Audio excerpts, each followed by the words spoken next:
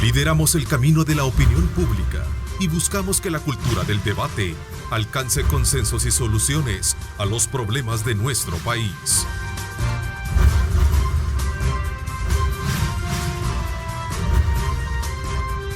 Diálogo con Ernesto López. Lunes 12 de agosto de 2019, ¿cómo están? Qué placer enorme saludarles a ustedes, gracias por sintonizarnos a esta hora de la mañana, por supuesto desde muy temprano, para mantenerse informado con Osvaldo Ruiz, que les tiene a ustedes información fresca. Bienvenidos, gracias por estar permanentemente con nosotros. Saludos muy cordiales a quienes nos sintonizan desde el extranjero. Muchísimas gracias a través de Megavisión Go, así como también de nuestras cuentas en Facebook y en Twitter. Vamos desde luego arrancando esta semana. Una vez concluido el fin de semana, recuerde arrancar con mucho positivismo la semana y sin olvidar pues colocar a Dios en el centro de sus actividades. Esta mañana en nuestros estudios el arquitecto Frederick Benítez Cardona, presidente de ANDA, con quien vamos a aprovechar a hacer una evaluación de importantes aspectos que tienen que ver con la designación de los proyectos y sobre todo también de aquellas áreas de necesidades de agua y que han requerido, por supuesto, de la atención de la institución. Este fin de semana conocimos a propósito de la carencia de agua y la restitución que se le estaba haciendo precisamente por parte de ANDA hacia sectores como Cuscatancingo, sectores como también mexicanos, entre otros. Y vamos a aprovechar desde luego conversar este y otros temas con nuestro invitado de hoy, que es precisamente el presidente de ANDA y nos va a dar buena y nueva información con respecto al proyecto también de Las Pavas, el cual según la institución trabaja incansablemente para concluir la obra, por cierto, el próximo año. Así es que quiero darle la más cordial bienvenida, presidente de ANDA. Gracias por estar con nosotros a esta hora de la mañana. Le damos desde luego la más cordial bienvenida. ¿Qué tal? ¿Cómo está, arquitecto? Buenos días, Ernesto. Para mí es un gusto estar nuevamente aquí contigo y aprovechando como siempre quiero mandarle un saludo a mis dos grandes admiradores, que es Sebastián y Antonella, que aunque no crean ya están despiertos sintonizando el canal. De veras. Ellos son mi hijo y mi hija. Ah, qué bueno. Mira, un saludo muy especial entonces para tus hijos que están desde luego pendientes de nuestra señal y por supuesto de la conversación que vamos a tener esta mañana y con respecto a estos temas que planteaba. Por cierto, este fin de semana había problemas de abastecimiento y habían algunas demandas y denuncias en el sector de Cuscatancingo y otros sectores aledaños, presidente. Sí, fíjese que efectivamente hemos tenido baja de producción en la planta Las Pavas, pero todo se debe a la rehabilitación de dicha planta. Nosotros tenemos de haber asumido la presidencia de ANDA hace 2 meses y uno de los objetivos que nos habíamos planteado con el presidente Nayib Bukele era realizar esos trabajos en esa planta, porque ya tenía más de 2 años. Bueno, todos conocen todo el vía crucis que pasó ese proyecto, sí, en la Asamblea Legislativa. Luego se atrasó, no iniciaban, no había supervisión. Y uno de los primeros retos que teníamos en los primeros 100 días eran esos. Entonces ya estamos trabajando allá en la planta, ya está la empresa francesa que se llama Suez, ya tenemos la supervisión que es Nippon y ya está todo en orden. Estamos trabajando, pero para poder iniciar la intervención de esta planta, estamos trabajando en la obra civil de los decantadores y eso hace que nos baje la producción de agua. Igualmente, el proyecto se basa específicamente en 3 grandes líneas: línea civil, línea eléctrica y línea mecánica. En la que estamos actualmente en la línea civil, que estamos reparando y reconstruyendo uno de los decantadores y los filtros simultáneamente. Eso es lo que nos ha hecho es que disminuyamos la producción de agua y se nos vean zonas afectadas como Cuscatancingo. Es decir, es por trabajos que la misma planta necesita en algún momento hacer para luego, posteriormente, lograr la potencialidad que esta va a tener que dar. Específicamente entiendo que este proyecto que se ubica en San Pablo Tagachico, ¿no? Sí. Ahí está Las Pavas. Así es. Todo ese proyecto de alguna manera está contemplado concluir en el otro año, 2020. Fíjese que como lleva tres grandes ejes, los que le mencionaba, Sí. el eje civil, mecánico y eléctrico. El más complicado es el civil porque es donde nos baja la producción. El mecánico simultáneamente lo estamos trabajando, pero en Francia. Yo subía una foto la semana pasada de unos paneles de control que ya los están construyendo allá en Francia. Entonces esos van a venir y ahí no vamos a percibir mucho la disminución del servicio. Actualmente la planta estaba produciendo 1.5 metros cúbicos por segundo de agua para el Gran San Salvador. Ahora, con esta obra que estamos haciendo en los decantadores, hemos bajado a 1.2. O sea, la gente me va a decir, ese 0.3 es insignificativo, pero sí realmente sí se siente. Más cuando traemos el agua desde Tagachico hasta el Gran San Salvador, son alrededor de 45 kilómetros, dejándolo en los tanques terminales. Y de ahí tenemos que mover esa agua hacia Soyapango, Mexicanos, Ayutuxtepeque, Cucatancingo, y donde nos cuesta bastante hacer llegar el agua es a las Altavistas.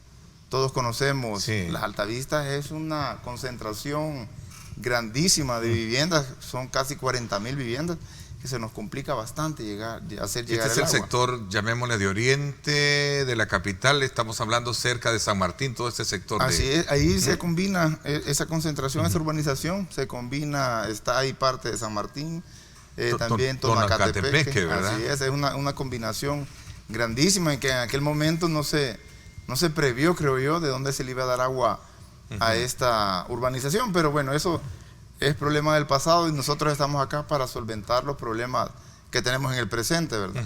Al presidente Nayib Bukele se le presentó el plan, en donde en el plan que estamos trabajando como gobierno central para solventar el problema del agua a unos 50 años, tenemos varios ejes.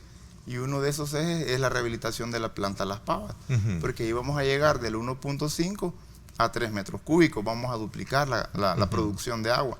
Entonces vamos a tener agua, pero tampoco esa no va a ser la solución de agua en el Gran San Salvador, sino que esa es una de las muchas soluciones que tenemos, porque también tenemos el problema con el agua no facturada, el agua no contabilizada.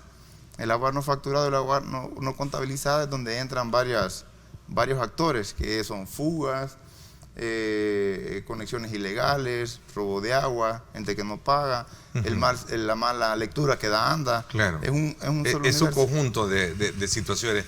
Presidente de ANDA, y con este proyecto de Las Pavas, ¿de cuánta población o de cuántas casas estamos hablando de que van a ser beneficiadas? Con lo de Las Pavas, por lo menos, llegándolo a los 3 metros cúbicos que les mencionaba, vamos a llegar mínimo a 300,000 viviendas, ¿no? De este sector es que estamos hablando, ¿no? Del área metropolitana. Del área metropolitana. Así es. Sí, este es un elemento importante, sobre todo cuando hablamos de grandes necesidades, como bien se identifican hoy en este momento, ¿no? Sí, por ejemplo, lo que le mencionaba, todo se basa en la remodelación de Las Pavas, pero esa no es como la solución para el Gran San Salvador, sino que yo le ponía el ejemplo a alguien de que para poder solventar el problema de agua del Gran San Salvador, le ponía el ejemplo de 4 cuadras. Es como usted tenga 4 cuadras, un ejemplo sencillo. Tiene 4 cuadras, pero solo le puede dar agua a una, porque solo tiene agua para una. ¿Qué es lo que nos pasa actualmente a nosotros? ¿Qué es lo que hacemos? El agua de la cuadra 1, digamos, la estamos moviendo. Un día para la cuadra 1, otro día a la cuadra 2, otro día a la cuadra 3 y un día a la cuadra 4. Entonces, ¿qué es lo que pasa? Puede ser, todo lo hacemos con gente de ANDA. Puede ser que el valvulero se le olvidó ir a abrir la válvula cuando le tocaba darle el agua a la cuadra número 2. Puede ser de que se enfermó, puede ser que ya no llegó, puede ser que algo le pasó y no hicimos ese movimiento.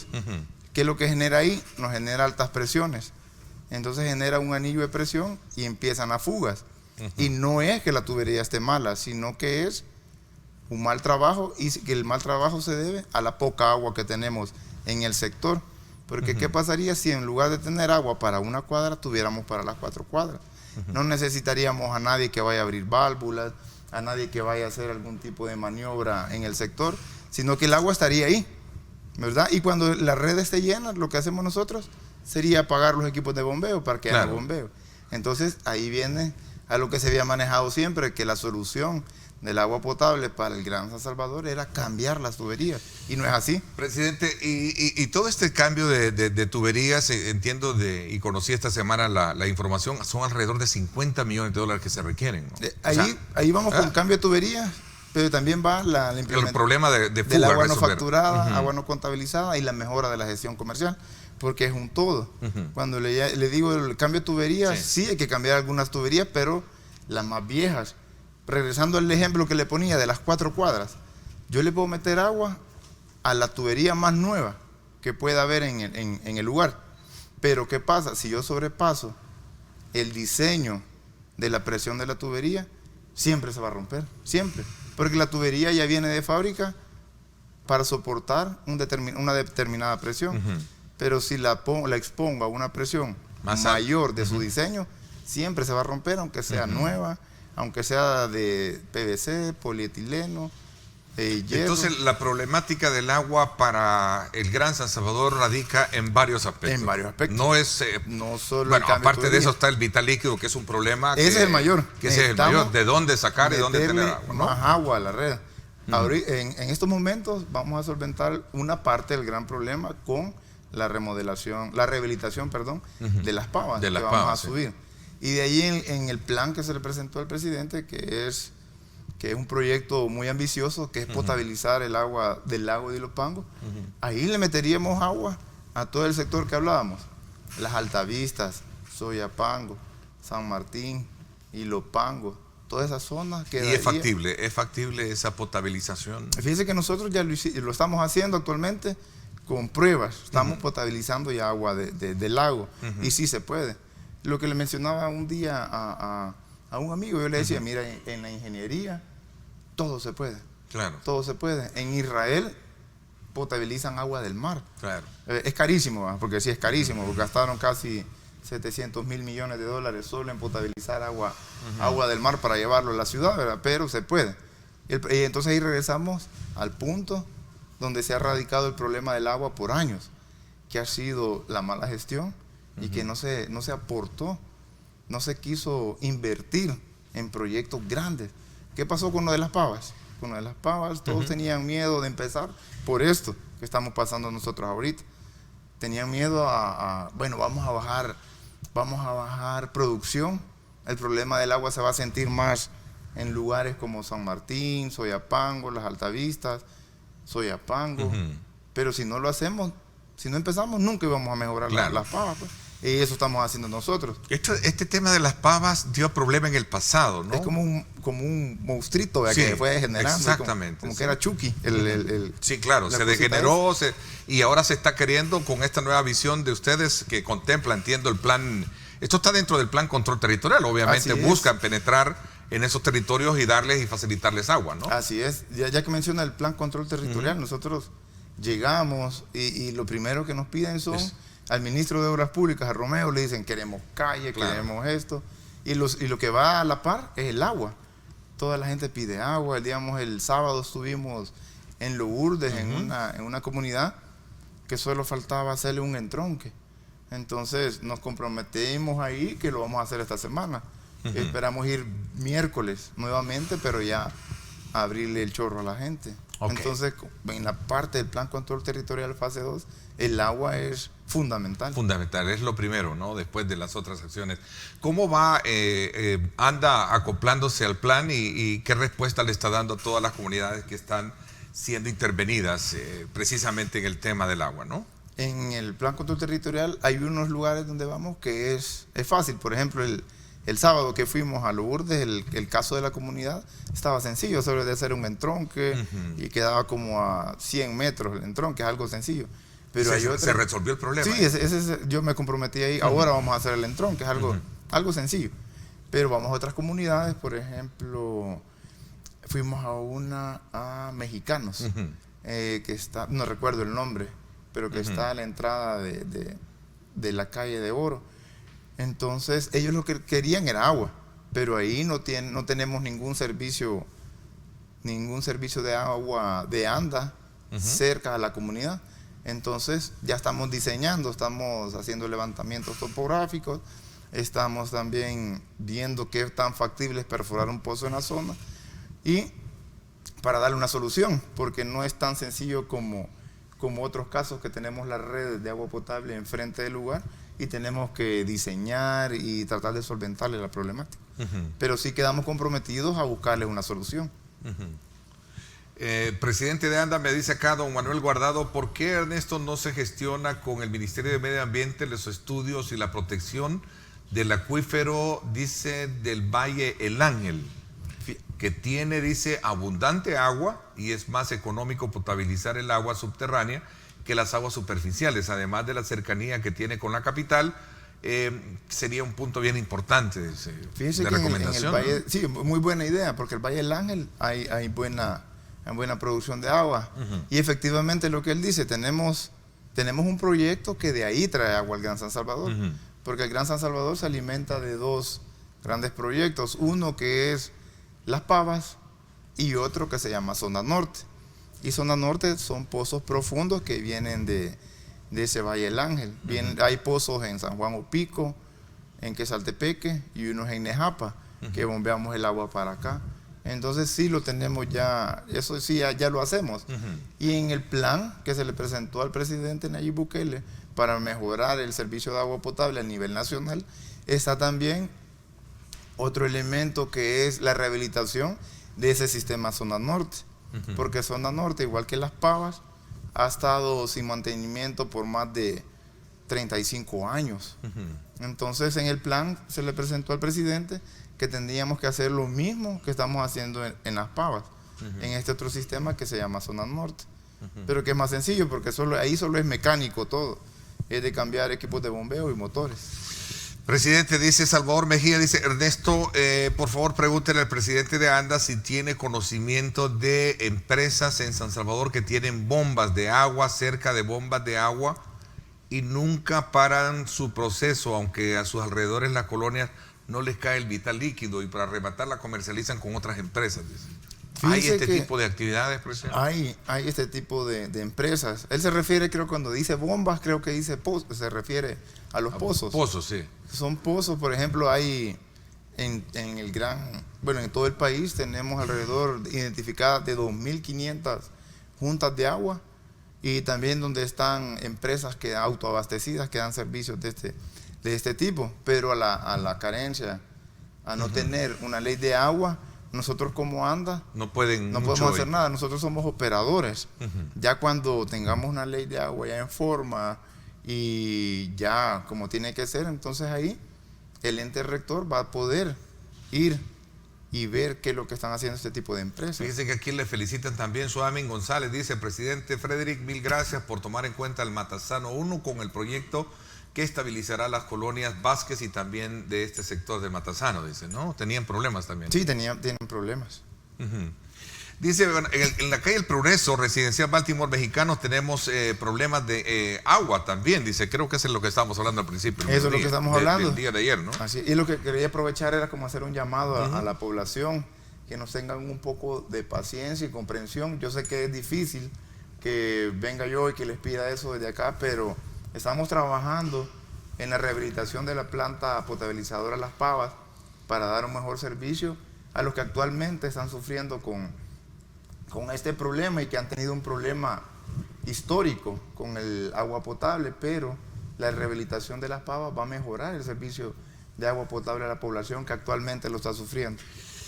A ver, el pasado jueves se realizó acá en nuestro país un congreso, una reunión preforo cuyo objetivo era realizar la evaluación de medio término de las acciones realizadas a nivel de esta organización. Y entiendo de que ahí estuvo presente ANDA y se hablaba precisamente de aspectos relevantes y de beneficio para la institución.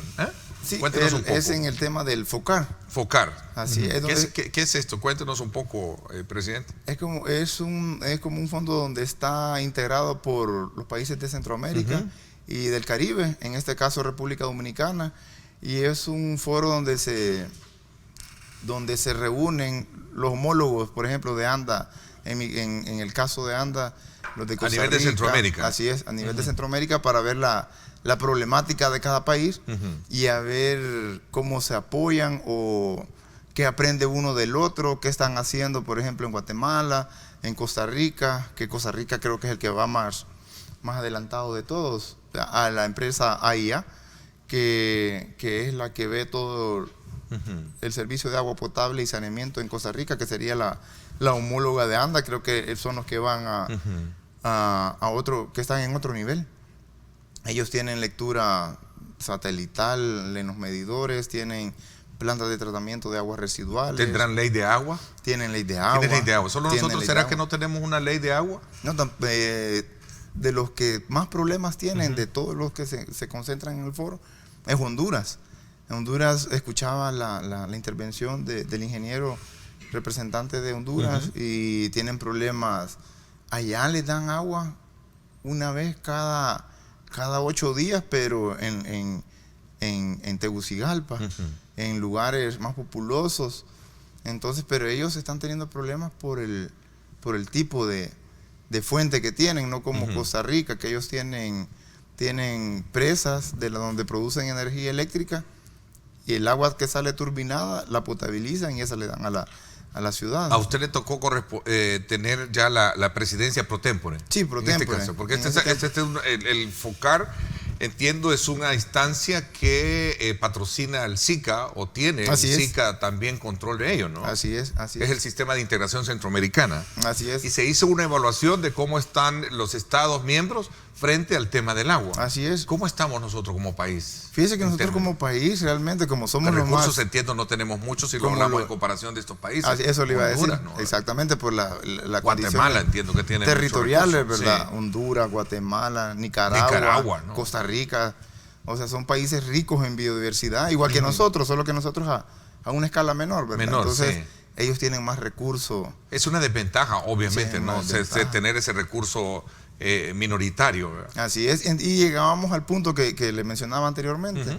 Me decían, pero ustedes tienen el reservorio natural, que es el lago de Ilopango. O sea, ustedes tienen un reservorio, ¿no? A diferencia de nosotros, que hemos tenido que construir reservorios, que han tenido que construirlos, hacerlos y esperar que llueva para poder captar. Ustedes tienen el reservorio ahí en Ilopango. De igual manera, cuando llueve, ustedes captan el agua y que actualmente están desperdiciando, me decían. Yo les mencionaba que efectivamente son 5 metros cúbicos por segundo que perdemos en la temporada lluviosa en el lago de Ilopango, que se van a una quebrada y a un río y de ahí al mar. Y ahí regresa el ciclo del agua y ahí está. Esos 5 metros cúbicos por segundo se están perdiendo. Entonces me decían, y miren, pero ya se lo presentaron al presidente Nayib Bukele ese proyecto. Yo les mencionaba que sí, les enseñé el plan que se le había presentado a grandes rasgos, porque ese lo va a presentar él ya en una oportunidad, el presidente. Entonces les decíamos que sí, me preguntaban que cuánto costaba hacer ese proyecto y ronda los 50 millones de dólares potabilizar el agua del lago, bombearla y llevarla a tanques de distribución en las Altavistas, Oyapango e Ilopango.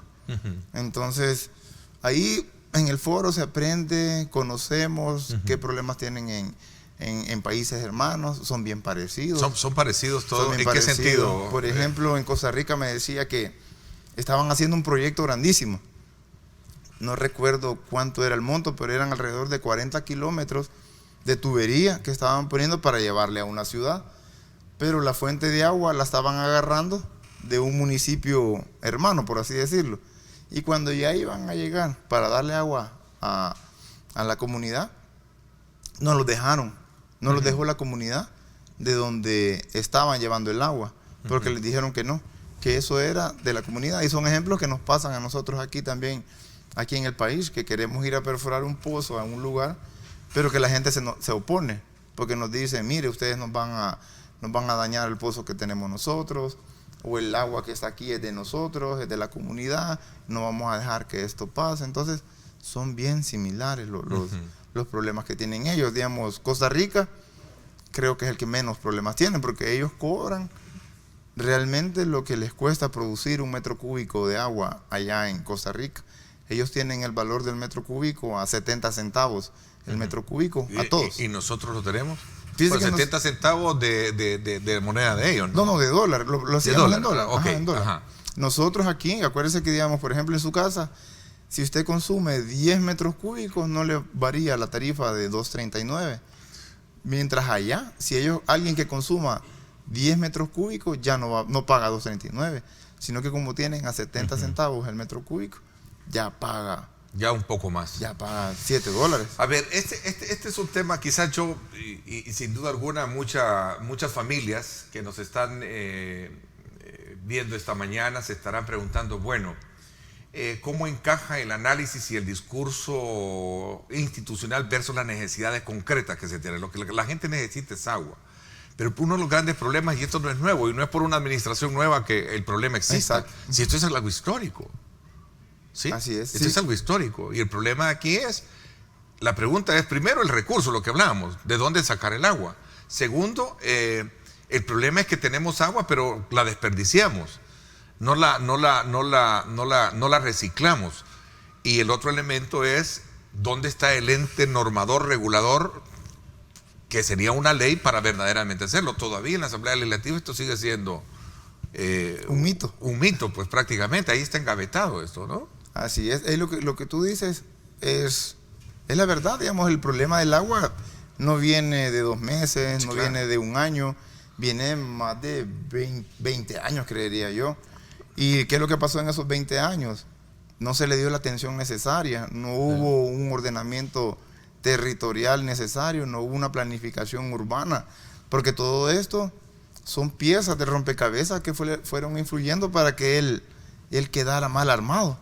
Y entonces ahora la labor de nosotros es reconformar y rearmar ese rompecabezas y armarlo bien, es dejarlo bien hecho. Y ahí entran varios actores. La ley de agua, lo que quiere la gente es agua.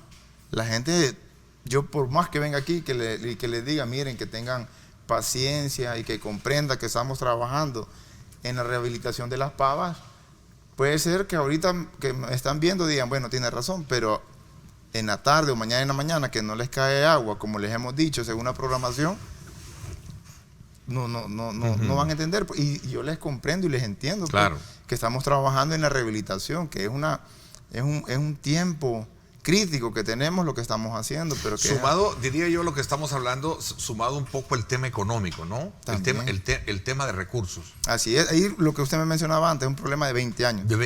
En los 20 años de pasaron, décadas, diría yo. Un tema de décadas que el país no se preparó desde décadas atrás, 3, 4, para poder establecer, digamos, un Estado sostenible en esa materia. Pues. O sea, y un ejemplo tan claro, imagínense lo de las pavas, que estamos en la rehabilitación actualmente, que estamos en la parte dura porque hemos bajado producción y la población lo está resintiendo y lo está sintiendo. Ahí le voy a dar un ejemplo de mala planificación. Sabíamos que íbamos a hacer las pavas, pero nunca previeron y pensaron, bueno, y cuando baje la producción ¿qué le vamos a decir a la gente? ¿Cómo le vamos a dar agua? ¿Qué vamos a hacer? Eso no existe, no hubo eso, lo estamos haciendo nosotros. Por ejemplo, hay lugares, bueno, las altavistas, yo pongo el ejemplo de las altavistas porque es el más crítico de todos. Hay un polígono que nos cuesta, bueno, me llama la señora del polígono porque tiene mi teléfono y me llama siempre, mire, don Frederick, no tenemos agua en la casa tal, polígono 4. Y es el que más nos cuesta hacerle llegar porque es lo más alto. Es lo más alto que hay. Así es, entonces le digo yo, mire, disculpe. Y yo hablo con ella y trato de hacerle entender, pero la señora es paciente, me tiene paciencia, entonces claro, y le mandamos como podemos. Cierro este ciclo del focar esta presidencia pro tempore. ¿Qué beneficios se va a obtener, aparte de la experiencia de conocer cuál es el estatus en el que se encuentra Centroamérica con el tema del agua?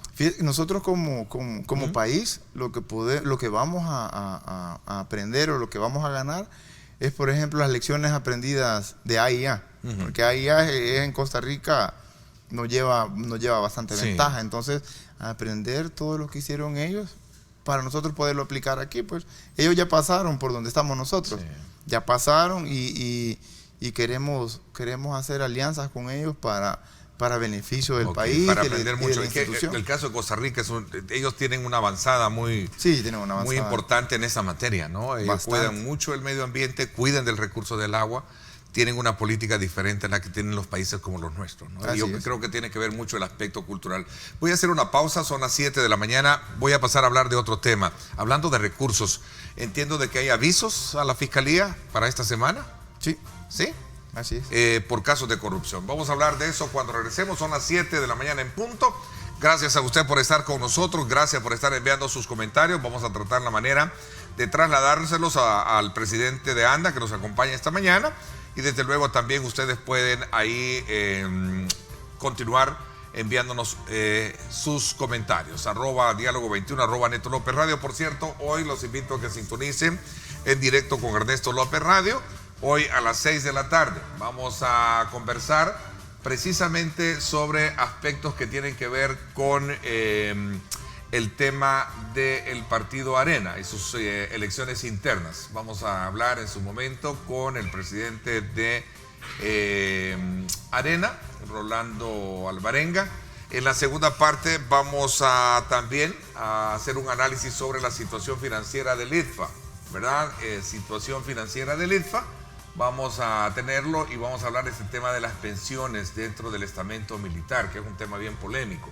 Así es que estará Rommel Rodríguez, economista, Antonio Almendares y Castillo también estará con nosotros, Jorge Castillo. Ahí estarán con nosotros, desde luego, José Castillo, hablándonos sobre la situación financiera del ISMA y el tema de las pensiones castrenses. Vamos a la pausa, gracias por estar con nosotros. Este es el informe del tráfico desde El Megadrón. Gracias a Seguros del Pacífico. Seguros del Pacífico te ofrece full cover y cero deducible en tu seguro de vehículo. Para más información llama al 2283-0800 o contacte a su asesor de seguros. Vamos entonces ahora hasta el sector de la 49 Avenida Sur, hacia el monumento Bienvenido a Casa. Aquí está esta imagen que pone en perspectiva cómo está el tráfico en esta importante zona que atraviesa el corazón de San Salvador. Bueno, ya me voy un poquito más hacia el occidente, ¿no? Esta es la 49, ahí tenemos el Estadio Mágico González para que usted también tome como referencia si piensa desplazarse por esta zona. Es el tráfico a esta hora de la mañana, 7:02, para que usted tome en consideración si piensa desplazarse y circular por esta importante arteria de la 49. Este es el informe del tráfico desde El Megadrón. Gracias a Seguros del Pacífico. Seguros del Pacífico te ofrece full cover y cero deducible en tu seguro de vehículo. Para más información llama al 2283-0800 o contacte a su asesor de seguros.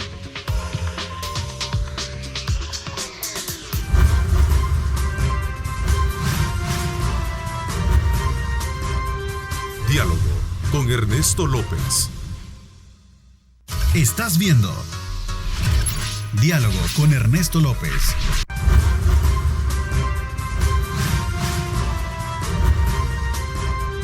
Diálogo con Ernesto López.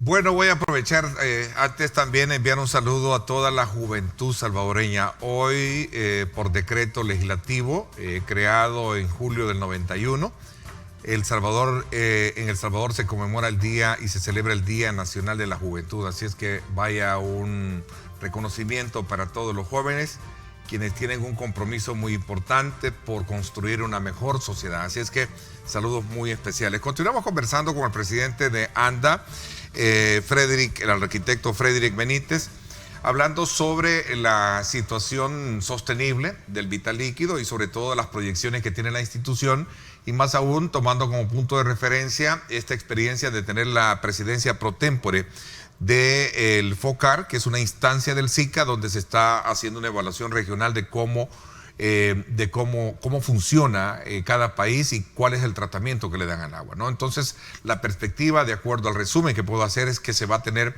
que tomar en consideración las experiencias que tienen países como Costa Rica, que nos adelanta muchísimo en cuanto al tema de la política de agua, ¿no? Así es. Bueno, hablemos un poquito de este tema que también tiene que ver con el financiamiento de proyectos y la carencia de recursos que tiene la institución. Entiendo de que se van a plantear avisos a la Fiscalía General de la República por supuestos casos de corrupción. Cuénteme un poco sobre esto, presidente. Fíjese que de los anuncios que se van a presentar a la Fiscalía esta semana bueno, son 3 los que vamos a presentar. Hay uno que es de apropiación indebida de sistemas de agua potable de ANDA por parte de unas personas, por así decirlo, ¿verdad? Ese sería uno. El segundo es pagos indebidos que se hicieron a unos proyectos en donde salieron a licitación y no se hizo nada, sino que nosotros en ingeniería y en arquitectura decimos fusilaron el trabajo, entonces solo llegaron, una empresa sí hizo el trabajo, pero la otra solo llegó y copió, y ni lo copió bien, sino que lo copió mal, y aún así se le pagó una fuerte cantidad de dinero en una de las administraciones. Esa fue pasadas. La administración anterior. En una de las pasadas, ¿verdad? No en esta anterior, durante la administración del doctor Fortín, ¿no? Como estuvo el doctor Felipe y también estuvo... Sí. Se hicieron pagos de proyectos que no fueron concluidos. Así es. O sea, en teoría sí fueron concluidos, pero cuando ya llega el examen especial a ver, encuentran, por ejemplo, cajas llenas de hojas nada más, con una firma así nada más, y cualquiera que lo empieza a revisar ve que no hicieron nada, y los pagos se hicieron. ¿De qué proyectos son, presidente? Fíjese que fueron unos proyectos de georreferenciación, que era para apostarle un poco al catastro, lo que estamos hablando, ¿verdad?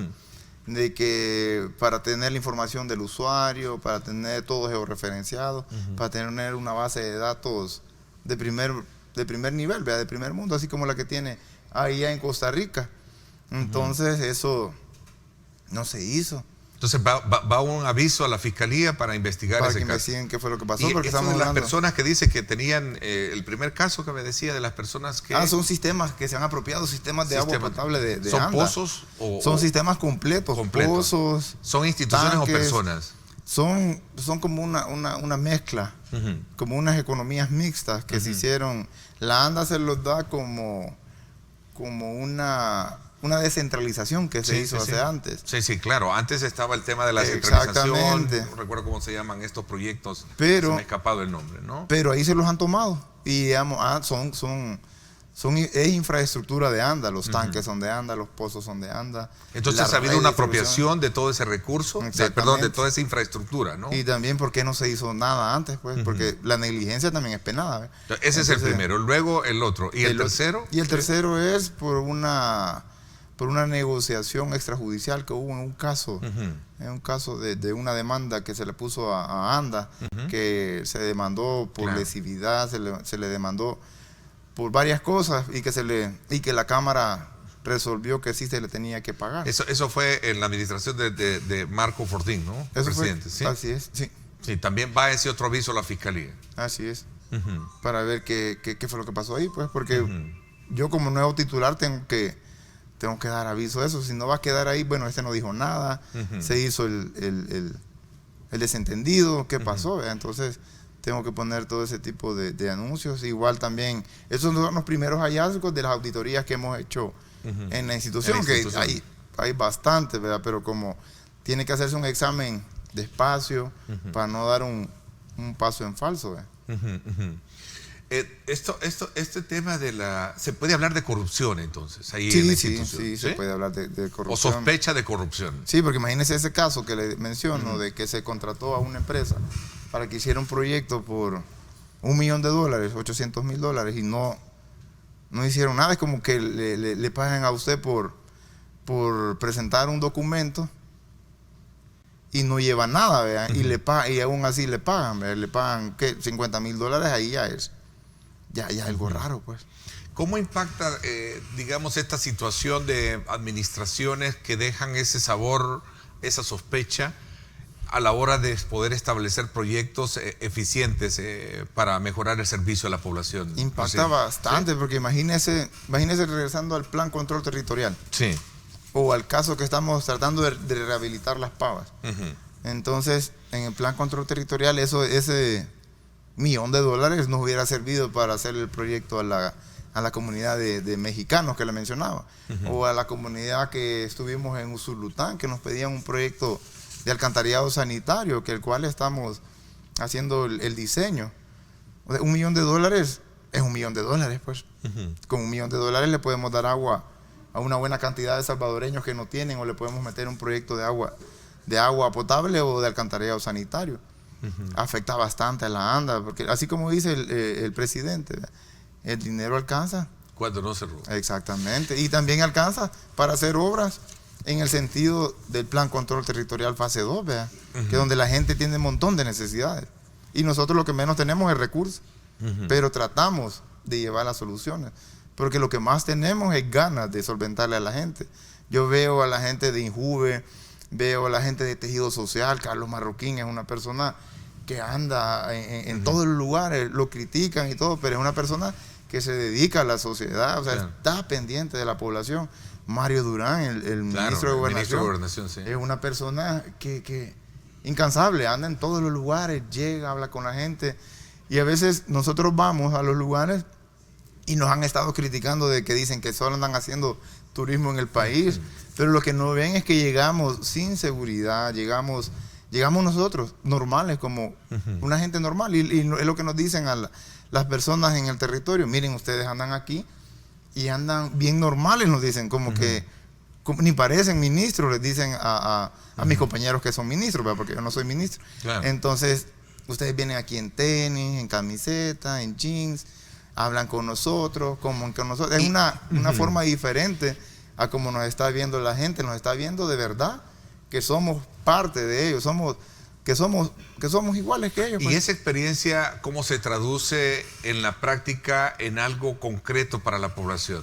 Fíjese que se traduce, por ejemplo, de una gran manera. Llegamos, todos los que le mencionó, Carlos Marroquín, Mario Durán, el pool de funcionarios, el comisionado Salvador Ala, llegamos todos. Escuchan, reciben denuncias. Exactamente. ¿Y cómo se traduce de beneficio eso, presidente? Y ahí empezamos a trabajar. Tenemos una comisionada, Carolina Resino, que es una persona también que está bien enfocada. Y que conoce mucho, entiendo, ella ha trabajado bastante más en la parte municipal, que yo la recuerdo muy bien. Conoce bastante y nos conoce a cada uno de nosotros y sabe nuestra fortaleza. Y es la comisionada del gabinete. De gabinete, ¿verdad?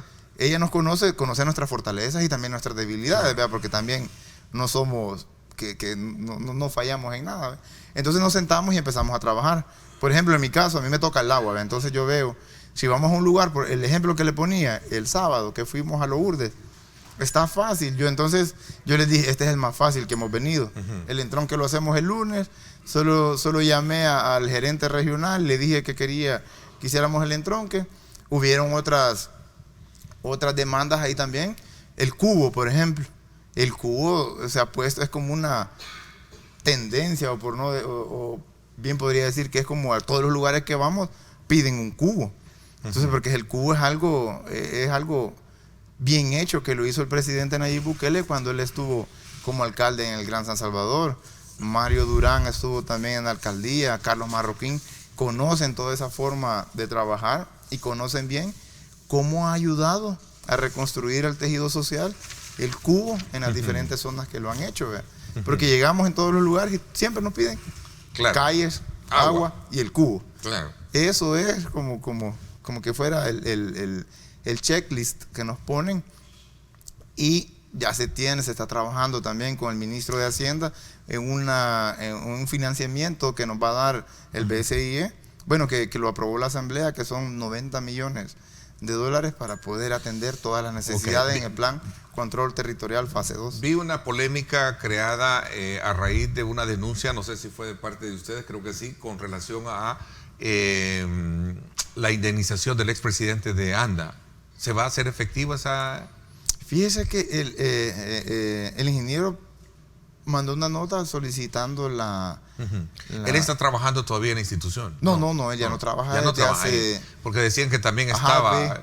Y es bueno que lo aclaremos eso, ¿no? Es que como hay bastantes cuentas que hay en Twitter, ¿ve? Entonces atacan por diferentes lados, ¿ve? Entonces es rumor, y eso ya no. Pero él no está, pero no, sí está no. pidiendo indemnización. ¿Por qué la indemnización? Él estuvo hasta, quiero ver, 2019, hasta el 2017. Y ahí luego entra Felipe Riva, ¿no? Entonces cuando él llega, le ponía ese porque él llega al 2017, y ahí transcurre un tiempo que da de ley en que él tenía que haber solicitado la indemnización. Son 2 meses creo que da la ley. Entonces no la solicitó en esos 2 meses. Entonces pasa el doctor Felipe el año. El doctor Felipe puso también la renuncia ¿Y al nuevo este gobierno? año, la pone, recuerdo yo que la vi en redes sociales, la pone. Igual él pasaron sus 2 meses y no solicitó la indemnización. Entonces al pasar esos 2 meses ya pierde el derecho de la indemnización o gratificación, como le quiera llamar. Entonces cuando me llega la nota a mí, yo la paso, yo la tengo que pasar a la Junta de Gobierno, pero ya los abogados del área jurídica de ANDA y ya me dicen de que eso ya no tiene validez porque ya había caducado, ¿verdad? Entonces no se puede. Entonces, y no está trabajando, como decía, hay una cuenta troll, creo que no me recuerdo el nombre de la cuenta, no está trabajando en ANDA ya desde hace más de 2 años. Y en el caso que mencionaban que era de asesor, en esta nueva administración no hay plazas de asesores realmente, sino que me he basado a lo que dice la ley de ANDA, de que un director técnico y un director administrativo financiero tienen que hacer sus funciones de asesorar al presidente. Ya en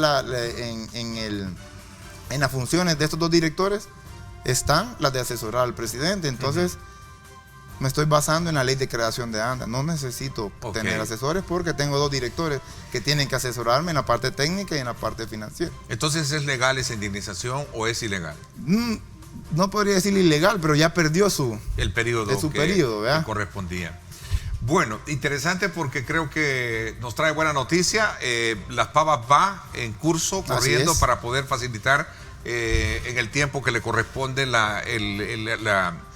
llamémosle el abastecimiento de agua para estos sectores que hemos hablado. Así es, ¿sí? Y hacerle otra vez el llamado a la población que tengan un poquito de paciencia y comprensión. Yo sé que es difícil, pero estamos trabajando para tener un mejor servicio en el área y vamos a hacer una nueva reestructuración de los horarios que les estamos dando para poder llegarles por lo menos con el servicio de agua potable a las Altavistas, Mexicanos, a Yutuxtepeque, Soyapango. Vamos a informar esta semana los cambios que vamos a hacer en los horarios que vamos a tener, porque hemos estado probando y sé que en algunos lugares nos ha costado llegar con el servicio de agua potable. Yo sé que les ha llegado 2 horas y la gente ha resentido eso. Créanme que estamos pendientes de toda la problemática, estamos trabajando todos los trabajadores y trabajadoras de la institución para poder dar un mejor servicio de agua potable a la población, en este caso del área metropolitana del Gran San Salvador, y hacerles un llamado de la comprensión y a la paciencia.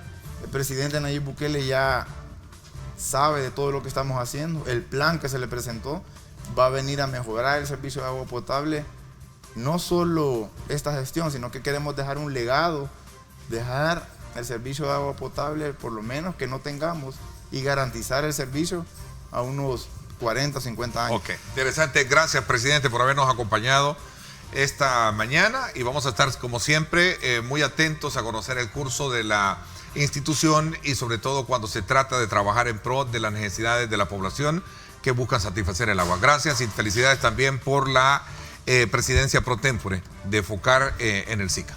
Gracias por habernos acompañado. Gracias, Ernesto. Gracias. Vámonos a la pausa, regresamos con la segunda parte, un análisis sobre la situación también de país, el impacto que podría tener la creación de una instancia que busque combatir la corrupción, una CICIES en El Salvador, tal y como lo anunció el presidente de la República recientemente, que va a proponer la creación de una instancia para en lo que respecta a sus primeros 100 días. Así es que vamos a conversar con Roberto Rubio y Óscar Campos en cuestión de minutos. Vamos a la pausa y regresamos con ellos. Gracias.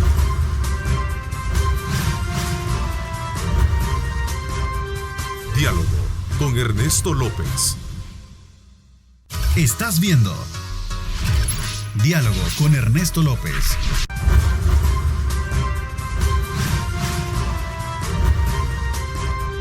Diálogo con Ernesto López. Bueno, gracias nuevamente por estar con nosotros. Son las 7:23. Gracias por sintonizarnos y estar muy pendientes de nuestra señal.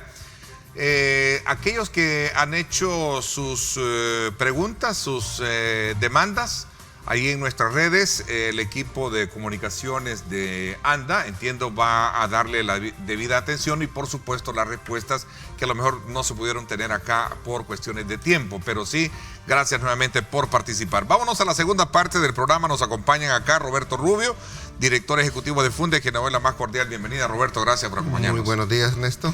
También me acompaña Oscar Campos, coordinador del área de transparencia y anticorrupción de ISD. Gracias por acompañarnos, Oscar. Gracias por la invitación, Ernesto. Un placer estar acá nuevamente. ¿Cuál es la expectativa que tienen ustedes una vez que el presidente de la República, Nayib Bukele, anunciara recientemente que en el transcurso de sus primeros 100 días de gobierno va a proponer la creación ya de una instancia que busque erradicar la corrupción o investigar aquellos casos de corrupción en el país, una CICIES particularmente, como lo decía en su discurso? A ver. Bueno, el anuncio es positivo que ya haya un compromiso, ya estando como presidente, que no es lo mismo estando como candidato. Es positivo que se anuncie la creación. Hay gente que creo que se confunde un poco, o tal vez eso de lanzamiento confunde en el sentido de que, mire, ya dentro de 100 días va a estar instalada la CICIES. No, este es todo un proceso que requiere tiempo, no es así nomás, pero solo el hecho de que se anuncie que eso se va a hacer ya es un paso positivo. Lo otro que queda por ver es cómo va a ser, es decir, en qué consiste exactamente, porque también hemos señalado como Funde de que esta CICIES debe ser en primer lugar una comisión de carácter internacional y no nacional, y es donde, por está cierto, la discusión.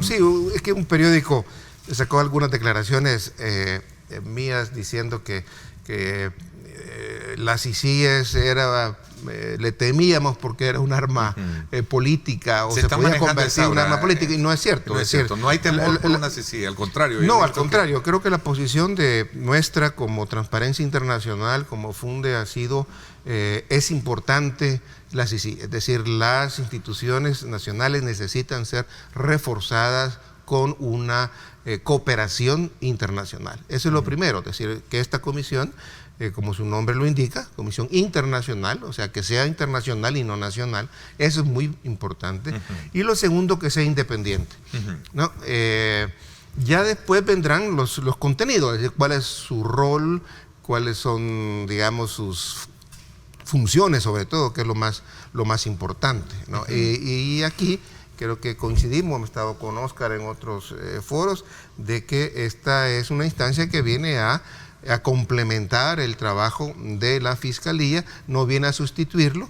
Hay que respetar las leyes nacionales. Las leyes nacionales, la Constitución dice que la Fiscalía es la única que tiene monopolio de la investigación del delito, y en este sentido la Fiscalía lo que haría es apoyarse de alguna manera en esta instancia internacional, que debe tener determinadas facultades, determinadas funciones, que no son simplemente venir aquí, prevenir y educar, no, tiene que tener capacidad también de investigar casos de corrupción. A ver, quizás también a manera introductoria, Oscar, ¿cuál es tu valoración en términos generales? Y luego entramos con unas especificaciones de ese, digamos, debate que se despierta, en la que encontramos a lo mejor algunas posturas de decir, bueno, si esto puede ser internacional, es independiente, pero ¿qué carácter jurisdiccional va a tener? No deja de crear un poco ese sabor, ¿no? De decir, pues, de duda de querer implementar un proyecto como esta naturaleza. Sí, claro. Pero ¿cuál es tu lectura en primera instancia? Recordemos que el tema de CICIES acá en El Salvador no es un tema nuevo, no es un tema que se ha venido manejando desde la llegada del presidente Nayib Bukele a la presidencia, ni desde el lanzamiento de su candidatura, sino que previamente ya muchas organizaciones de sociedad civil, muchos sectores, incluso sectores políticos y económicos, exigían al presidente Salvador Sánchez Serén iniciar un proceso para instalar una comisión internacional contra la impunidad similar a la que estaba instalada en Guatemala. Yo recuerdo haber visto a Luis Cardenal, haber visto a varios personeros de ANEP, a varios personas, diputadas y diputados de Arena y otro montón de gente de sociedad civil haciendo incluso manifestaciones, marchas, presentando escritos al presidente para que se instalara o para que se solicitara unas CICIES. Lamentablemente en ese momento pues el presidente Salvador Sánchez Serén consideró que no era digamos relevante e importante tener ese tipo de apoyo internacional, a pesar de que habían luces que el sistema jurídico o el sistema de justicia como tal, no solamente era la fiscalía, sino que también los tribunales, la policía, es decir, tenían algunas deficiencias en algunos casos, específicamente en aquellos casos en los que se tocaba o les competía investigar personas con poder económico o poder político, los mismos partidos. Entonces, después el presidente Nayib Bukele, como parte de su campaña, devuelvan lo robado y la promesa de instalar una Comisión Internacional contra la Impunidad, creo yo que ahora este anuncio de que se va a lanzar antes de los 100 días este proyecto de CICIES, como lo decía el doctor Rubio, nosotros lo vemos igual desde ISD muy positivo, apoyamos y acuerpamos cualquier esfuerzo que vaya de la mano a transparentar la gestión pública, a prevenir actos de corrupción y a sancionar los que ya se hayan cometido, obviamente con el ánimo no de ver a una persona presa quizás, sino que con el ánimo de recuperar el dinero que pudo haber sido sustraído de las arcas del Estado, porque al final es eso lo que debería de buscar el sistema de justicia, más que tener a una o dos personas detenidas en prisión, sino que el hecho de recuperar esos fondos. Entonces vemos como positiva este lanzamiento. Hemos participado en algunas consultas, hemos dado algunas opiniones jurídicas también de parte de ISD sobre cómo se podría trabajar un diseño, cómo podría ir de la mano de la institucionalidad que tenemos actualmente, apegado a la Constitución y a las normas que tenemos, un diseño de CICIES, y creo yo que hasta el día de hoy podemos decir que no hay ningún obstáculo en los aspectos técnicos que tú mencionabas, no hay ningún obstáculo para que se instale una Comisión Internacional contra la Impunidad. Hay que hacer obviamente algunas adecuaciones en materia de investigación, en materia de prevención, pero no requiere ninguna reforma constitucional, ni siquiera requerirá mayoría calificada. En este caso sí, por la Asamblea Legislativa, al ser un convenio puede hacer, pero más allá de eso creo que hay condiciones suficientes para poder hablar ahora de una lucha frontal contra la corrupción, y creo que aquí es donde nos tenemos que sumar todas y todos. Confunde con Acción Ciudadana, con la Universidad Francisco Gavidia, hemos estado realizando foros académicos, hemos estado llevando a cabo este tema o poniendo en perspectiva este tema, y hemos encontrado esa conclusión de que hay condiciones para que se instale. Interesante. Voy a hacer una pausa para tener más tiempo y hablar qué hay de todo ese debate en la que, bueno, el sector empresarial, decía el presidente de ANEP la vez anterior un poco en el contexto de su valoración de que es importante combatir la corrupción, pero que también es importante velar por el reforzamiento de las instituciones del Estado. Me gustaría un poco para comprender mejor la diferencia entre fortalecer y no venir de alguna manera a dar espacio a alguien que nos venga a corregir la plana, porque ese es parte del, digamos, del debate que se recoge, ¿no? Sí. En lo difuso que representa este análisis como tal. Quisiera un poco la claridad de eso. Y también, ¿cuál es la valoración que ustedes tienen con respecto a la experiencia de Guatemala y Honduras, donde ha estado Naciones Unidas en Guatemala, OEAS en Honduras, y que se han cometido, de acuerdo a algunos, digamos, investigaciones, algunos errores, digamos, que han tenido? ¿Qué parte de ese temor que entiendo expresan estos sectores, verdad? Que en el país se vaya a hacer una cacería de brujas y vayan a haber errores que se han cometido en cuanto al tema de presunción de inocencia como tal. Vamos a hablar de esto cuando regresemos. Gracias a usted, son las 7:32. Gracias por sintonizarnos.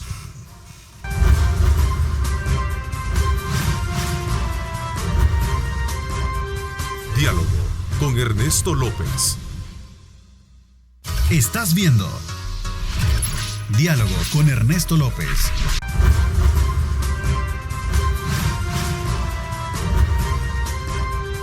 Diálogo con Ernesto López.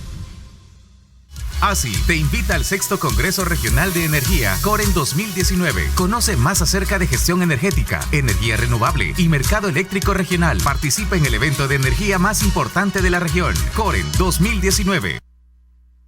Bueno, recuerde entonces usted participar este 21, 22 y 23 de agosto en el Hotel Sheraton Presidente a este importante evento COREN 2019 que realiza la Asociación Salvadoreña de Industriales, ASI. Ahí usted podrá conocer más acerca de la gestión energética, energía renovable y el mercado eléctrico regional. A ver, continuamos entonces conversando con Roberto Rubio y por supuesto también Roberto Campos, ambos en este análisis sobre el tema de las CICIG en el país. ¿Perdón? Me le cambiaste nombre. Ah, verdad. Ya le cambié, Oscar Campos, ya le cambié a Roberto. Vamos a ver, este tema tiene que ver mucho con un debate donde unos están de acuerdo a medias y otros no están de acuerdo. Por ejemplo, el presidente de la ANEP decía en su intervención recientemente, y lo publicaron varios medios, entre ellos el periódico El Diario El Mundo, el presidente de la ANEP dijo que este sector no está de acuerdo con la creación de una comisión internacional contra la impunidad y la corrupción. En Guatemala se metió presa a una vicepresidenta y un presidente que todavía están esperando condena. Están en juicio 3. 4 años después, aquí ya tenemos a 2 presidentes condenados, decía, y 1 exiliado. Ministros enjuiciados, etcétera, etcétera. Hay un montón de juicios de enriquecimiento ilícito y de expresidentes de la Asamblea. Pero ponía como ejemplo, ¿qué ganamos nosotros para que una instancia internacional con gente afuera venga a legislar y venga a juzgar lo que sucede en el país? Cuestionaba el presidente de la ANEP. A ver, Roberto. Creo que hay bastantes prejuicios en torno a esto, porque por esos vasos comunicantes que hay entre El Salvador y Guatemala y los empresarios, yo creo que muchos empresarios de Guatemala, injustificadamente a mi manera de ver, porque creo que la CICIG en Guatemala tuvo errores, sí, pero si uno hace un saldo, va a ser, ha sido tremendamente positivo lo que hizo. Más positivo que sí, errores, yo creo ¿no? que tremendamente positivo, ¿no? Pero entonces han venido como a asustar y decir, miren acá, les va a pasar lo mismo, aquí van a tener una instancia supranacional que va a estar encima y que no tiene mucho criterio más que el de él para escoger los casos de corrupción. Y por otro lado, hay un temor que creo que es justificado también, el temor de que en los últimos años la lucha contra la corrupción se ha convertido también en un arma política, un arma política de unos contra otros, del gobierno contra la oposición contra el gobierno, y digamos nosotros que estamos en la otro lado de la acera y que estamos trabajando por la lucha contra la corrupción, nos encontramos con este problema justamente de que también hay corruptos y lo hemos visto en la Asamblea como hay corruptos que se llenan la boca hablando de corrupción y que la utilizan para castigar a otros o para afectar a otros. En síntesis, hay mucho prejuicio. No creo que los empresarios no deberían de temer.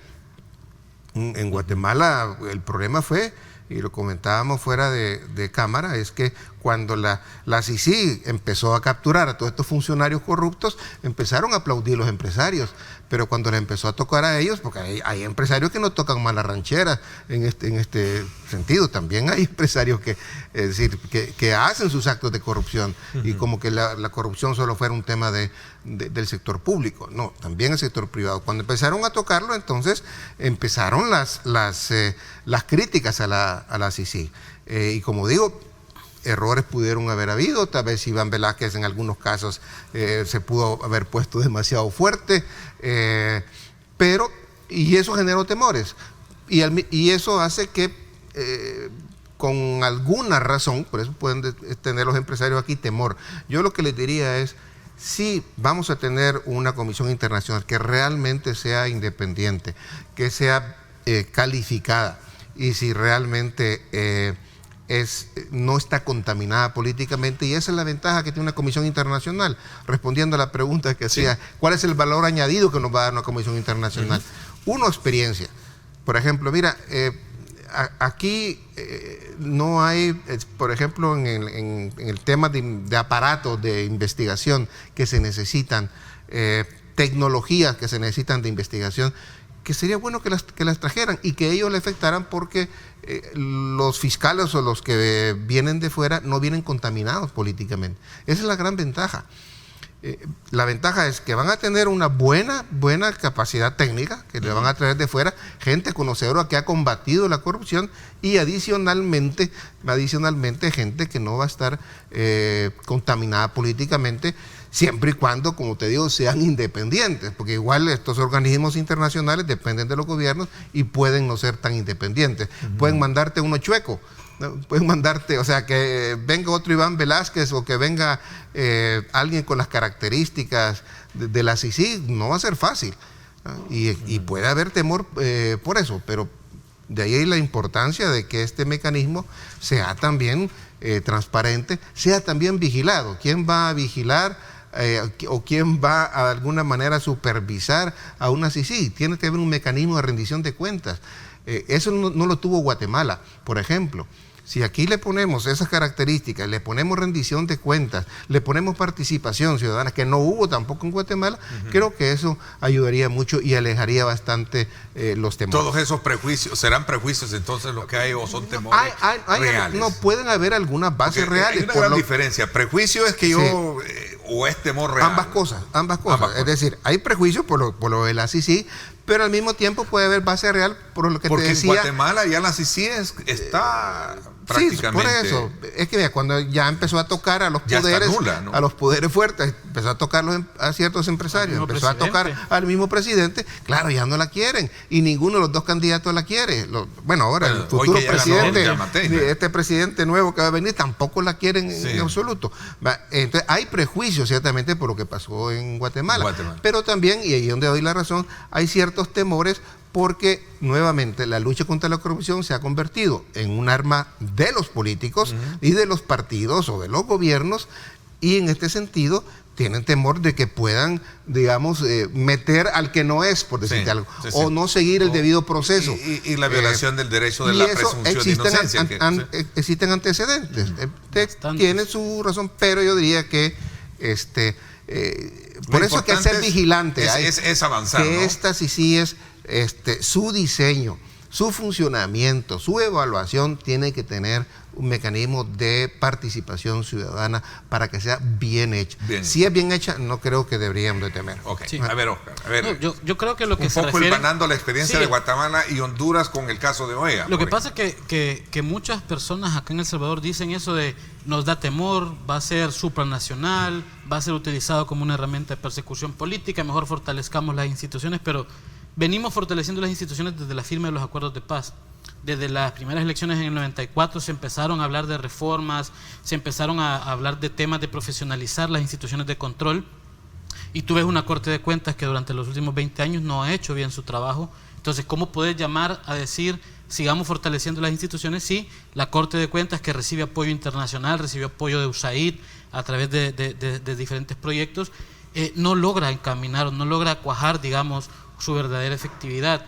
Una fiscalía que para muchos en algún momento, dependiendo del titular que esté, trabaja, y cuando otro titular no es, digamos, o no le gusta trabajar, pues la fiscalía se vuelve también un ente inoperante. Fíjate que en otro medio el doctor Francisco Bertrán Galindo, abogado de la República y exministro de Seguridad, dice: si el vicepresidente dirige las CICIES, eso ya no es independencia. Sí, pero no. Si se hace así, sería una verdadera... Sí, no se va a hacer así, no se va a hacer así. Yo creo que se ha hablado mucho sobre el tema de la necesidad de que sea una comisión internacional, y precisamente que no esté supeditada ni al Ejecutivo ni a ninguno de los otros órganos o instituciones. Es una institución que viene sí a fortalecer a las demás instituciones. Por eso el discurso que te dan estas personas, o que dicen estas personas, de no, mejor fortalezcamos la fiscalía, mejor fortalezcamos el sistema judicial, eso ya se ha venido haciendo, y con las CICIES se va a hacer más.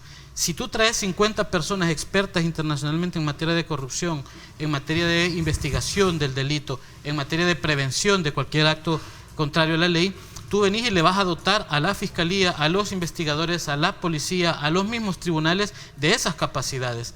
Entonces, en ese sentido, creo yo que sí se puede fortalecer la institucionalidad teniendo de la mano a las CICIES como una institución coadyuvante. Ahora bien, lo que decía el doctor Rubio, tiene razón en cuanto a que han habido casos durante años en que se ha utilizado el tema de la corrupción como una bandera de persecución política. Tú recordarás, por ejemplo, la donación de fondos de Taiwán.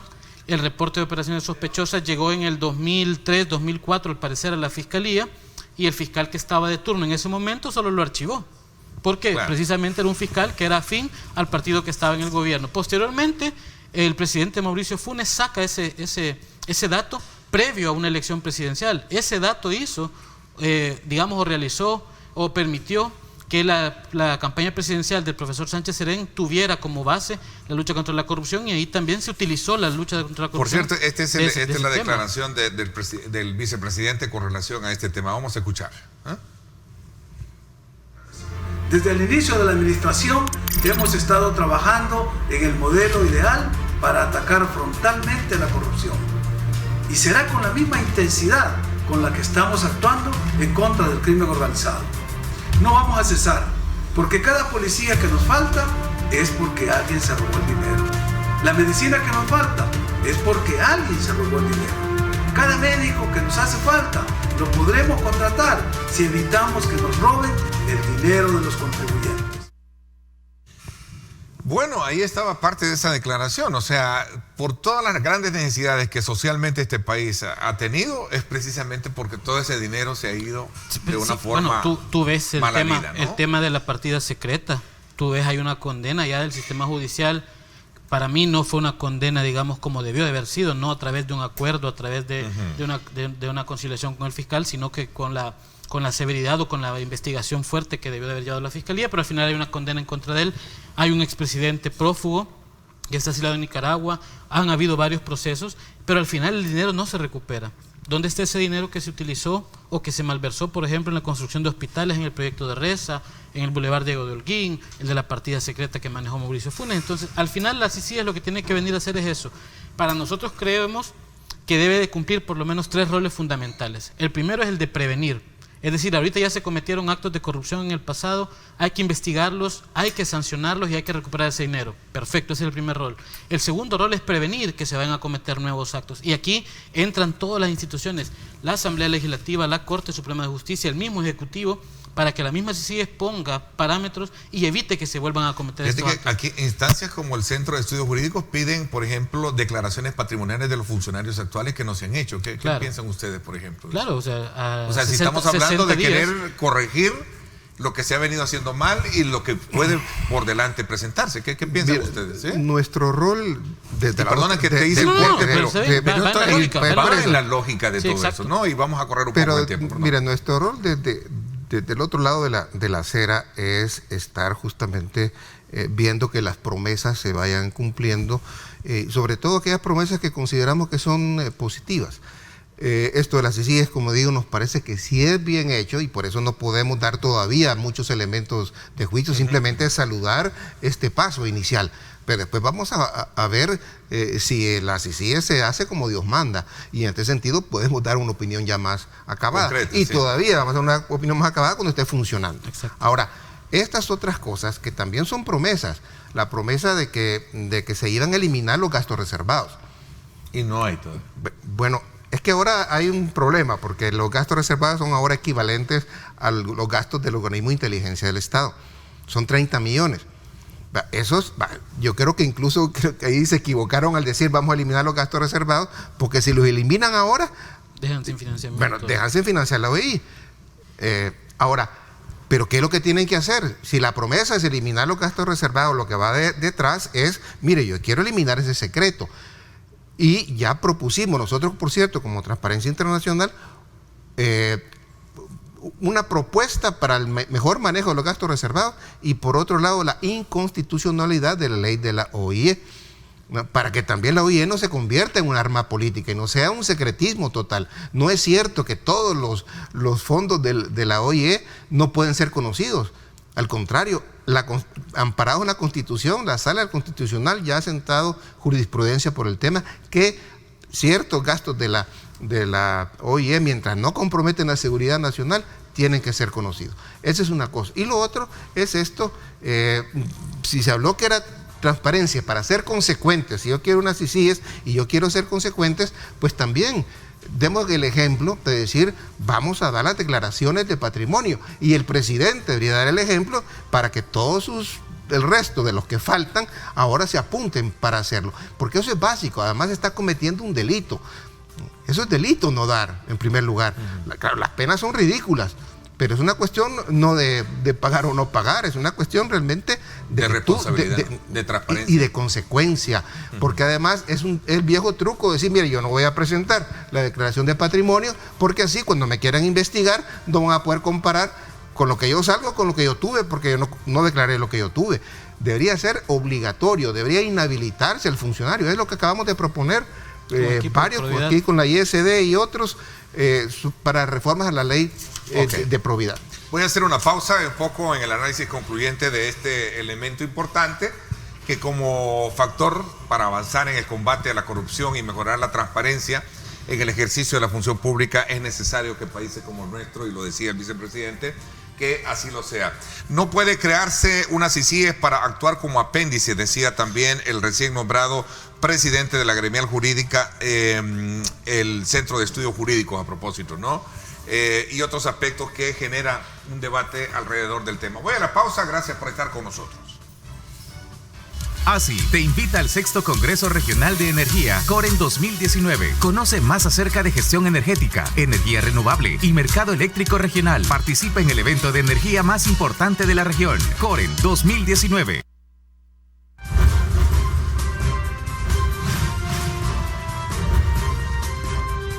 Diálogo con Ernesto López. El futuro es imaginar, es pensar en grande. Prepárate hoy, estudia en la UFG y amplía tus oportunidades. UFG, tecnología, innovación y calidad. Bueno, gracias nuevamente por estar con nosotros. El tema es que alrededor lo importante es que exista un ente totalmente independiente, decías tú, Robert.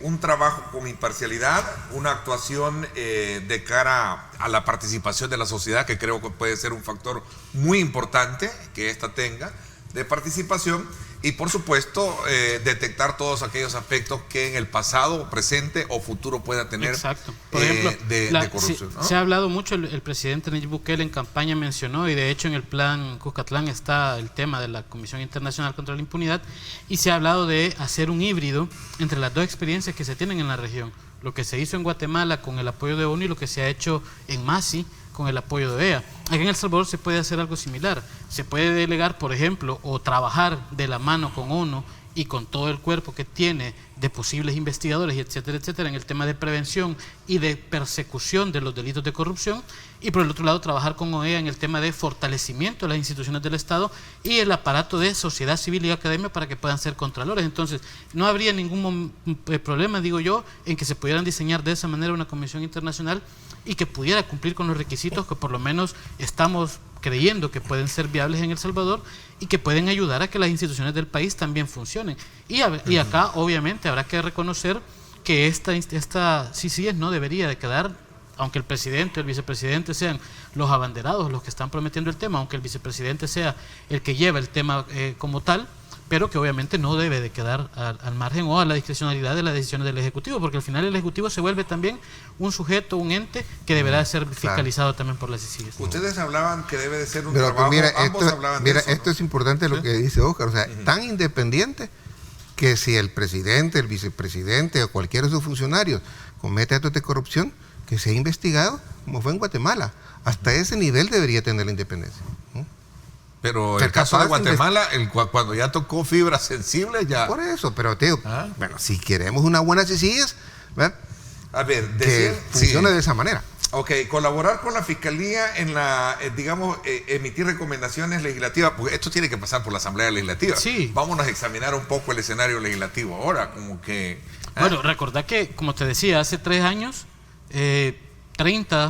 25 diputados de Arena dieron su firma para que se presentara una petición al presidente, recibieron. Deberá mantenerse esa postura. Vamos a ver si se mantienen o no. Por ejemplo, yo recuerdo a Carla Hernández, un saludo a Carla, ella manifestó la necesidad de tener una CICIES y ahora pues consecuentemente ha seguido en la misma lógica, pero hay otros que no. Debe ser aprobada, sí, hay otros que no. ¿Deberá ser aprobada por la Asamblea Legislativa o solo por decreto? No, por decreto ejecutivo se debe de comenzar a hacer todos los trámites previos, la logística previa, el acuerdo, a construir el acuerdo con ONU, a construir el acuerdo con OEA, para que una vez ya armado todo el paquete se presente a la Asamblea Legislativa y la Asamblea Legislativa, al ser un tratado, un convenio internacional, lo ratifique como lo señala la Constitución. Ya una vez ratificado, entra en vigencia y tiene carácter de legislación en El Salvador. Y así debería de hacerse. Y ahí es donde se necesita también el apoyo de los diputados y las diputadas. Y ojo que aquí también se vuelve, hay que hacer el análisis porque no nos podemos escapar de eso, que se vuelve también un factor clave de cara a que en el 2021 hay elecciones legislativas y municipales. ¿Será que la ciudadanía, así como está exigiendo unas CICIES, le va a pasar factura a aquellos diputados que no se sumen a un proyecto como tal, o va también a apoyar a aquellos que sí están haciendo, digamos, lobby político para que se implemente? Yo, por ejemplo, vi rápidamente, después del anuncio del presidente, vi que la diputada Milena Mayorga dijo: mi voto está comprometido. Pero aquí también hay que hacer el análisis. Si no se sabe cómo es el diseño, tampoco se pueden estar dando votos al aire, ¿verdad? Sí, entonces, yo creo que hay que seguir la discusión. El presidente y el vicepresidente creo que deben de abrir esta etapa en la que se encuentran, y que antes de los 100 días pues puedan presentar ya el lanzamiento o cómo va a ser, digamos, la hoja de ruta para tener las CICIES, y eso nos va a ayudar a tratar de evitar esas especulaciones y esos temores que hay en algunas personas. En consonancia con esto, ya para ir aterrizando, Roberto, tú has sido crítico también de cómo la Oficina de Probidad ha emitido ciertas sentencias de aperturar juicios, y otros no. Es que justamente lo y esto que va venimos, en consonancia de lo que estamos hablando. Lo que venimos diciendo, y varias de las organizaciones, digamos, que estamos metidos en esto, vemos con bastante, digamos, importancia el que se pueda establecer las CICIES. Y hablando de valor añadido, te pongo varios ejemplos. Es decir, ya lo ponía Oscar. Uno, la Corte de Cuentas. Mira, hasta se negó a investigar. La Corte de Cuentas sabemos de que ha sido más bien una tapadera de actos de corrupción. Y pues nos da señales así de realmente de meterse. Y lo que hemos visto con la sección de probidad, mira, ¿qué hubiera pasado si el Frente hubiera ganado? Si hubiera seguido teniendo el peso que tiene. No, posiblemente no hubiera salido el caso de Sigfrido Reyes. Mire lo que tardó. Y tardó no porque si había o no había evidencia, es por el tema de la correlación de fuerzas, porque cambió la correlación política. Y por esa razón se dio la posibilidad de que se diera. O sea, estamos expuestos a esos vaivenes, a esos, digamos, contubernios que se puedan armar dentro de los partidos, dentro de la asamblea, para ver si un caso sale o no sale. Y esto es lo que puede ayudar una comisión internacional. Mira, el caso de la fiscalía, yo conozco personalmente al fiscal, le tengo aprecio, me parece una persona con buenas intenciones, pero yo le he dicho, es que la fiscalía no eres tú. En la fiscalía hay un conjunto de fiscales, hay una red de corrupción, se lo he dicho, en la fiscalía. El señor Enrique Raiz tiene gente y tiene presión para que ahí sus casos no avancen. Una comisión internacional con fiscales independientes, certificados, por cierto. Los fiscales de aquí, la mayoría, no están certificados. Una de las reformas, por cierto, que se tienen que hacer. Esos fiscales internacionales pueden venir acompañando las investigaciones de la fiscalía. Acompañando. Sin sustituirlo. No lo va a sustituir, pero sí tienen la capacidad de no dejarse influir, que tal vez lo puedan pistear, tal vez, pero están jugando su prestigio internacional. La organización internacional se está jugando su prestigio. No es fácil, y esa es la ventaja, ¿no?, que tenemos. Y por eso el tema del financiamiento externo también de parte de la cooperación es clave, porque así se rompe el dicho de que quien paga el mariachi paga la canción. Pide la canción. Sí, aquí, y la experiencia técnica que existe, ¿no? Y mira, y hablando de eso que decía Oscar, a veces dice, las CICIES sí, tienen mi voto, pero por Dios, esa es la característica de nuestros diputados, que votan sin saber qué es las cosas, ¿no? Hay que saludar, pero decir, mi voto depende. ¿Y qué tal si la CICIES es chueca? ¿No? Va a dar siempre el voto. Entonces, yo creo que hay que tener. Me queda claro. Vamos a invitar a estos diputados para que nos expliquen en qué consiste esa adelanto, ¿no?, de su voto a un proyecto de esta naturaleza. Y es bien visto que quieran sumarse a la lucha contra la corrupción, pero también hay que hacerlo con la mesura necesaria. Y es un proceso largo, toma tiempo. ¿no? Y saluda a los jóvenes, por cierto, que son los que tienen que estar presionando, porque hoy es el Día Internacional. Día Internacional y Nacional también. De la juventud. Sí. Y yo creo que es un llamado a los jóvenes para que cada vez más se involucren, ¿no?, en esta lucha contra la corrupción, porque lo que mismo decía el mismo vicepresidente, si faltan cosas es porque se llevan el dinero, se lo han llevado. Esperamos que se juzgue a los que a los que se lo han llevado y esperamos que los que vienen no se lo vayan a llevar. Y que se deje de ver el tema de corrupción como un tema exclusivamente de persecución política. Lo que decía Norma Guevara, compañeros de FIDO te están persiguiendo, decía. Lástima que se nos fue el tiempo. Por ejemplo, el caso de los 300 y pico millones con los que se acusó al expresidente Saca. Por ejemplo, ¿y dónde está ese dinero? ¿Cómo precisamente, ¿dónde está? Hay 350 ahí millones. Donde pueden ayudar para rastrear el dinero a nivel internacional. Ya la Cámara después resolvió que no eran 350 porque la Fiscalía de una manera deficiente no logró establecer la cuantía real y por eso le bajaron la pena a los demás. ¿Menos Es menos porque se demostró que algún dinero se ha utilizado de manera correcta, pagando informantes, etcétera. Entonces lo otro es lo que no se logra establecer y por eso le bajan penas. Entonces aquí es donde así es, hay meollos. Así está el país. Yo les agradezco mucho, Oscar. Gracias por haberme acompañado, también a ti, Roberto. Que nos hayan puesto un poco, digamos, a tono, actualizándonos todas esas partes difusas que se manejan en el debate actual de la propuesta que hizo el presidente. No hay nada en concreto, hay que esperar cómo va el proyecto y de esa manera ya hacer la valoración. Toma tiempo, toma tiempo, no es así nomás. Gracias, les agradezco muchísimo, los espero en radio hoy, un análisis sobre la situación financiera del IDFA desde la perspectiva de 3 conocedores del tema, un economista, 2 militares. No se lo pierda hoy a las 6 de la tarde en directo con Ernesto López Radio. Gracias, por mi parte esto es todo por hoy, pásenla bien y como siempre recuerden lo más importante, amar a Dios sobre todas las cosas. Lideramos el camino de la opinión pública y buscamos que la cultura del debate alcance consensos y soluciones a los problemas de nuestro país.